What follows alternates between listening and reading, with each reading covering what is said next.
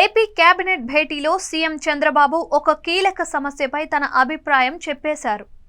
ముఖ్యంగా deputy CM Pawan Kalyan లేవనెత్తిన ఈ డిమాండ్పై చంద్రబాబు మంత్రులకు క్లారిటీ ఇచ్చేశారు. దీంతో ఇకపై అధికారులు పరుగులు పెట్టబోతున్నారు. అయితే పవన్ డిమాండ్లపై చంద్రబాబు స్పందిస్తున్న తీరు మరోమారు రాష్ట్రంలో చర్చనీయాంశమైంది.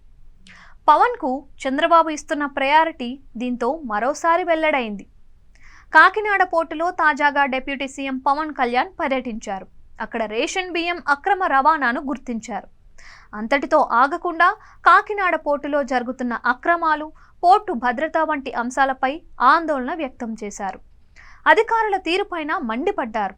చివరికి కాకినాడ పోర్టు విషయంలో సిబిఐతో లేదా సిఐడితో దర్యాప్తు చేయించే అంశంపై కేబినెట్ భేటీలో నిర్ణయం తీసుకుంటామని ప్రకటించారు. అన్నట్లుగానే ఇవాళ జరిగిన కేబినెట్ భేటీలో పవన్ కళ్యాణ్ ఈ విషయాన్ని లేవనెత్తారు.